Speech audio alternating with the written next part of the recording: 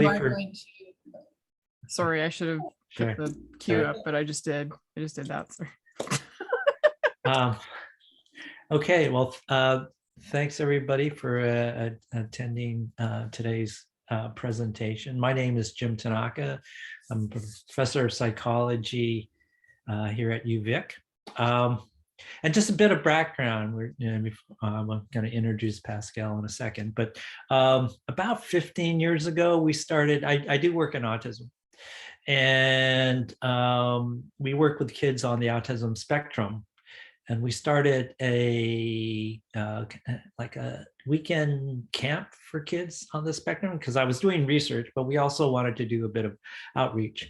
And so we started these camps for kids on the spectrum, and had lots of fun doing different kinds of art and science and physical activities with the kids, and really had a great time. And then as we did our camp, we learned things along the way. Like, first of all, one of the lessons learned was developing programming for kids on the spectrum is really great. But if you're trying to look at the whole kind of family unit, it's nice to involve everybody. So we expanded our program to include the siblings, because oftentimes kids with special needs, ironically, they get the special programs. They have so-called neurotypical sibling is left out. And for the parents, that's not good either, because they're having to shuffle kids around. So anyway, we developed a broader program for not only kids on the spectrum, but their siblings. And then we decided, well, we should do some programming for the parents. So we did some educational workshops. So while the kids are doing fun things with ceramics and magic and science, the parents were attending information workshops. Well, I guess about, was it 2 or 3 years ago, I met Pascal Ricard, and Pascal is kind of a unique person, and she has majors both in psychology and art history with an emphasis in visual studies. And she's also worked as a behavioral interventionist with all kinds of special abilities kids. And we got to chatting, and she told me about this fantastic program she was doing to kind of integrate music in with her instruction with her kids with special needs. So I thought that's a wonderful thing for us to do with our academies, our camps as well. So I invited Pascal to join us, and then I was just completely amazed with all the creative things she was doing. And so when we, with COVID happening, we kind of, we all kind of pivoted. But what I thought would be helpful today is for Pascal to tell us a little bit about her music program, her therapy program, as well as maybe to share some ideas about how you might take some of these concepts and develop and modify them for sort of online activities. So with that sort of introduction, I'll turn it over to Pascal. Thank you so much, Jim. And it's been an absolute honor to be a part of CART and to just, do a directed study with you. Thank you so much for that and letting me, build on this. I'm gonna pop on my slideshow here so that we have all of these goodies. And please excuse me, a few of these slides may be ones that were required earlier. This is just the reminder that this is being recorded for everyone who's attending. And also, we need to do our territorial acknowledgement. So we acknowledge and respect the Quannan peoples on whose traditional territory the University of Victoria stands, and the Songhees, Esquimalt, Wasanich peoples whose historical relationship with the land continues to this day. So as Jim, described, this is not necessarily, and thankfully not just a outline of what I did, because at the time it was formulated more for an in-person thing, but there are features of it that really do speak to UDL, like what Jim was speaking about before, and just the idea of inclusive and integrated accessible education by having these sorts of ways of approaching learning for individuals with neurodivergent experiences within a group setting that includes non-neurodivergent individuals. I think that that's important for many different reasons, but at the basis, that's what we're really talking about here, is the core of what makes this program the immersive, integrative kind of thing that it is. To begin, this plan or program does not aim to replace the services and practices of occupational therapy, music therapy, speech pathology, applied behavioral analysis, or any well-established and researched therapies used in the treatment of autism spectrum disorder or delayed development disorders. However, all of these types of therapies have definitely informed and influenced the structure of this program. The music immersion program is an attempt to normalize these practices while making them familiar and accessible to more children and their educators. By providing a general overview and introduction to these practices within a schooling environment, no child is singled out for requiring more assistance in some areas of development, yet are permitted the opportunity to gain that support. By having an open and general time period in a school week where all children come together and explore these fun yet practical lessons, no one is kept in the dark and everyone has the opportunity to learn. Further, it is the goal of the program to establish more inclusive educational practice in daily educational routines. The program itself was developed before COVID-19 and the advancements in online education. However, the core elements that inform MIP can easily be applied in online settings to facilitate inclusive education and address the educator-therapist gap. The Music Immersion Program is a 5-unit, 30-week lesson program. The 5 units attempt to cover and introduce 5 key developmental areas that suffer in delayed development, as well as the associated professional therapies. It is a weekly program to reduce the inconvenience of implementation, yet remains frequent enough to form a routine and develop. Although there are a variety of topics covered over the course of the program, the primary educational tool is musical expression. The reason for this is the multidimensional nature and accessibility of music. Additionally, the use of an MLU in conjunction with grade level is used to determine what children are best suited for is rather than age. Further, the program emphasizes formative assessment over summative assessment to include different abilities of learning. Here is just a outline of what the program looks like. This is just a benefit to understand the context of this particular program that I'm referring to throughout all of this. And so there's the 5 main units, and within the curriculum, of course, there are 4 lessons, and it was essentially designed to cover a full school year within a elementary school setting, where each week there would be a shared class with students that are, of course, neurodivergent and non-neurodivergent. In 2018, a single unit, which was a blend of 5 different unit topics, was run as a trial over a 6-month period during Dr. Tanaka's CART Academy. This was a unique opportunity to work with a group of approximately 15 to 20 children with neurodivergent abilities alongside their siblings once a month during a day focused on immersive and inclusive education tailored to the needs of the attendees. And as Jim mentioned, there's a lot that takes place on these days, and they're really quite special days. There's art, there's science, there's also workshops for parents. It's a really full package that does really facilitate a lot of incredible inclusive education and experiences, as well as social ones for the kids and the families. So I want to just speak to music and also how music is, of course, itself a tool within this whole program, but also what music itself sort of represents when it comes to inclusive education, which is where I believe it can be transferred to online or, alternative ways of doing education. As an individual that has worked with children with such situations and has seen music become a tool to help them is a concept and idea that is very difficult for me to forget. Music by nature is a difficult art to study in a clinical manner regarding the way it can change our senses. Very much the same way it is difficult to explain why the Rothko Chapel can change our perception of worship. We can break it down to the notes and measures, making it mathematical formula, and we can examine it from all angles. We can explain what the feeling of a groove is based on motor sensory coupling, measure what rhythms can activate that, and hypothesize why they do. But none of these really answer the question of why music is a universal means of expression or why it is effective. And that is because music is not being considered what it really is, a process, not an object. Christopher Small coined the phrase musicking because he determined, based on the way and how of music creation, it is a process, and yet we refer to it like an object in speech.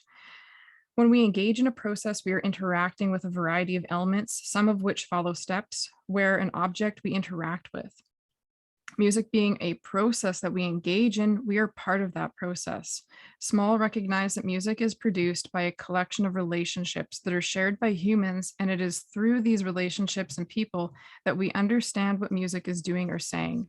The shared process of musicking is the reason it is an effective educational tool. By engaging a child in a process, they can learn the steps and ways to do something by being part of the experience. It is an immersive learning experience. That is what music provides when certain subjects do not enable it. So I'm going to speak to the MLU. The MLU is a psycholinguistic acronym for mean length of utterance. It is a measure of the average number of morphemes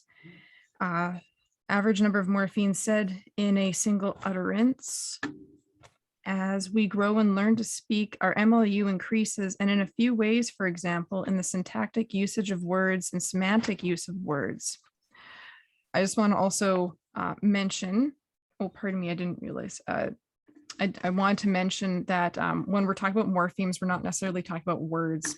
So morphemes are actual chunks of language. So if we look here on this first example, mommy's going downstairs, there's 5 morphemes because mommy counts as one, go within going is one, the ing is a morpheme, down and stairs, almost like syllables, count as individual morphemes. When calculating this value, some repetitions of words are counted and some are not, depending on the syntactic or semantic value. In children, we can see their understanding of language rules developed by the MLU, but also by the use and misuse of syntactic rules. Part of this program that requires greater work is the development of a user-friendly MLU analysis tool. The MLU of each child in the program would be recorded in advance of the first lesson and then recorded at the end of each unit over the course of the year-long program. Within each of the lessons, currently there is a 3 to 4 MLU rating, as well as a suggested grade of kindergarten. This is based on the recent study that looked at 306 children from the ages 3 to 9. Oh, my slide, there we go. When comparing the approximate MLU difference in the child with the specific language impairments to those without, there was a 0.5 to 1.5 MLU difference, 3-year-olds having a 3.10 MLU in the affected group and non-affected group having 3.7. So the MLU functions as not only a more accurate means of determining, but also as a move towards inclusive education, rather than seeing strictly the age or that this is looking at more of the developmental level of a child, which I would say is another way of perhaps grading or just assessing. The next and most significant is the emphasis on formative versus summative assessment. This program emphasizes formative assessment rather than summative. In this circumstance, we are not working with individuals that are of the age group where it is commonly expected that summative assessment determines overall intelligence and skill set. However, the orthodox means of summative assessment is becoming passé in general when there are more accurate and robust means of determining overall understanding, regardless of age. It is impossible to know if what has been taught is understood without some form of assessment. And in the case of learning outcomes associated with the music immersion program, it is most useful to determine if students are learning along the way as well as how they are learning. This is important for two reasons in any teaching environment. Firstly, if an educator can become aware of how a child is and is not learning. Secondly, it is important to know how the child learns best throughout, because it will once again help educators and parents understand what area of development the child is struggling with most. For example, if a child is very competent with all visually demonstrated activities, but clearly struggles when similar ones are verbally explained, this can help educators understand what areas of learning need more support and potential therapy. Of course, there still is summative exercises, and I understand the value of including those within any sort of educational experience. However, and you can see even in this clip from the program that I designed here, that there still are summative opportunities to assess. But when you have more of these low stakes tests that are happening in the moment, and that's why I kind of like this little graphic. It's a great one to show. There's many ways to check along the way to be sure that students are capturing or retaining what is being taught, so that there isn't a big surprise later on with a large summative exercise. In closing, online education really, I feel, is a means of accessing more agency. There was an idea that I had a little while back when being in online courses myself, and that was related to the act of in-person education being a passive experience versus an active learning experience. And of course, there's a balance that has to take place with these things. But as, of course, a older individual in school, and not the same as like a child or a youth in elementary school and whatnot, but what that has resulted in, I find, is that there's a greater investment in the education, because as a student, you become aware of how much you need to contribute in order for you to learn what you need to learn. And in having subtle ways of incorporating that into early education with children, especially because they can adapt and they can learn new things really quickly. And if they can understand there's this expectation, and moreover, they have a role within their own education, they can grow up to be even more committed learners as young adults in post-secondary. And I think that's a really strong tool and a really powerful one as well. The picture you see here is more of a fun one. The young boy on the right is actually a client and a student of mine that I've worked with, and the two young girls on either side are his sisters. And we have continued to do online behavioral intervention sessions quite successfully and quite comfortably. And that was just one of these things I wanted to share. So of course, here's some references, and I have some discussion questions, unless of course there's questions that anybody has, but this is probably a good time to talk about these things. Pardon me, I'm not able to see anyone's face, but here we are. Thank you for listening, and I apologize if I went over for too long.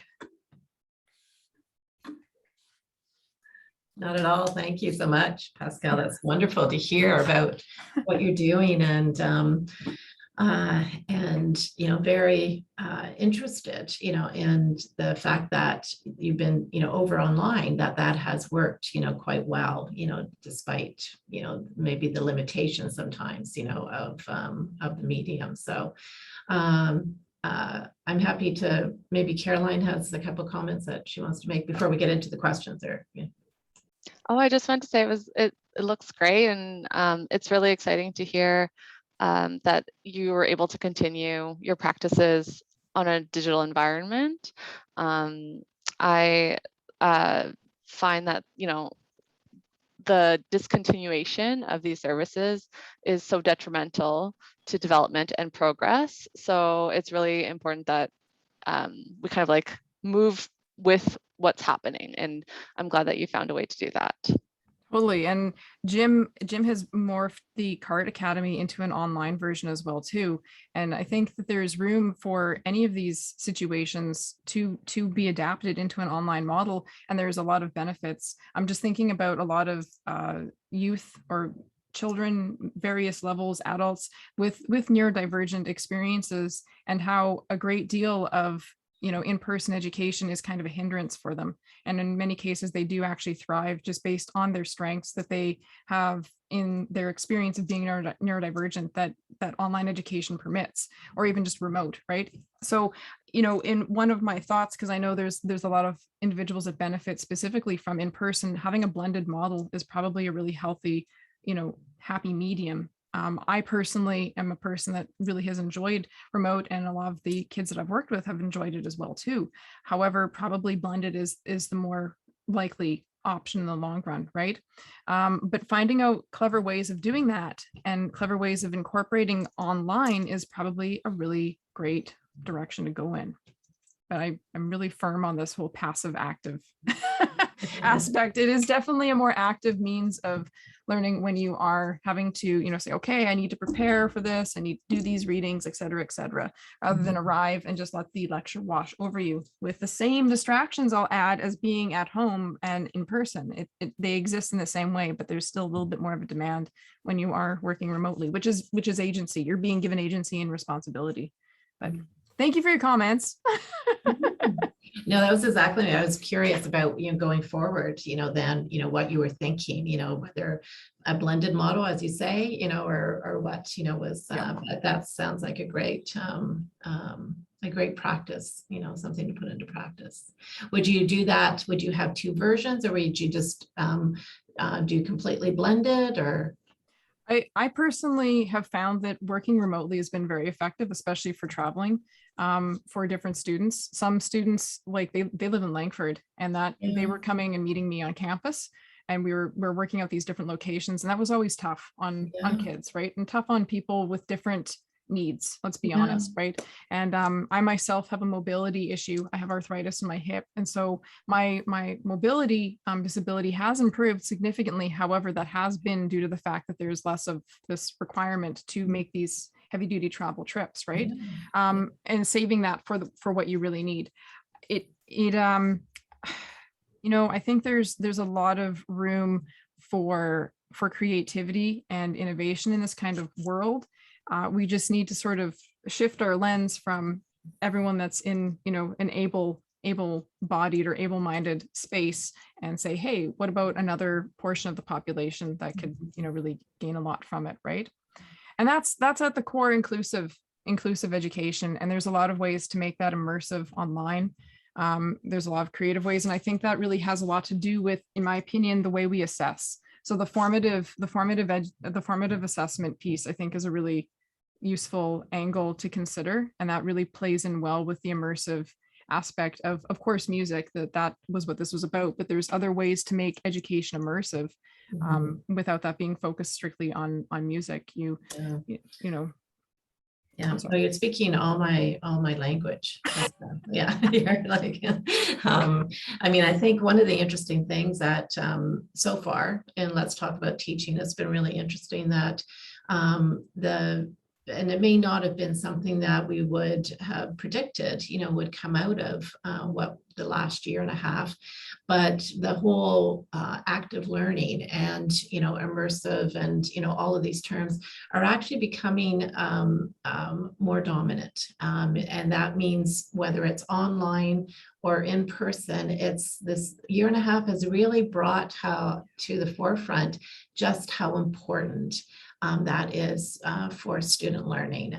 So, from in all disciplines, and all abilities. So, that's an interesting outcome, that people are talking about so far. And let's talk about teaching, about just how they're going to bring that, into whether they're teaching online or whether they're teaching in person, that it has to be more active. So. Yeah. And then the other thing, of course, is the assessment, for the last year and a half. That has been a huge focus as well, and how the just relying on summative, is not, something that is certainly not, that we encourage in any way, but it certainly has become evident to instructors too about the importance of formative assessment. So.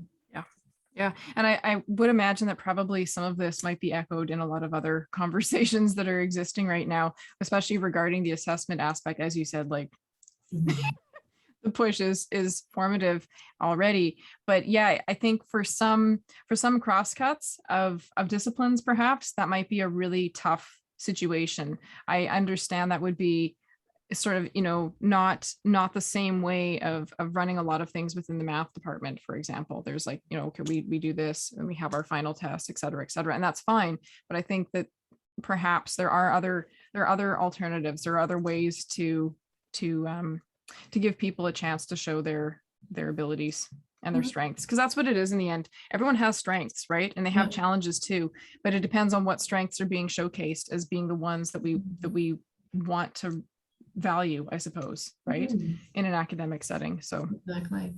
And that move away from product, because the summative is strictly about product, as opposed to moving towards a more process progress, sort of, and that's what formative assessment really nicely does. It addresses, that. Absolutely. And then immersive education being a means of being involved in the process to learn it from that perspective too, and from that lens, right?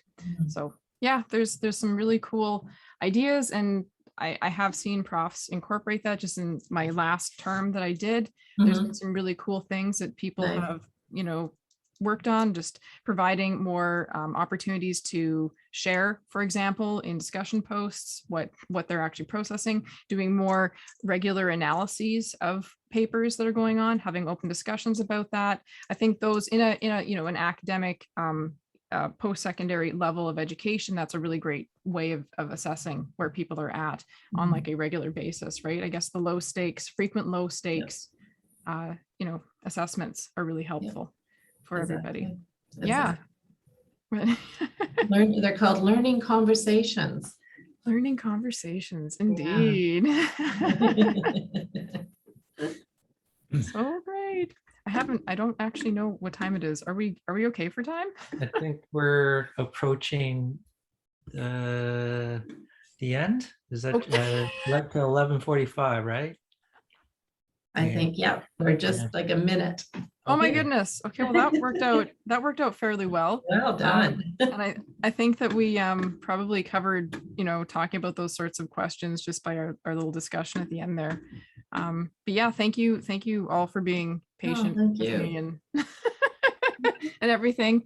Yeah, I should stop recording.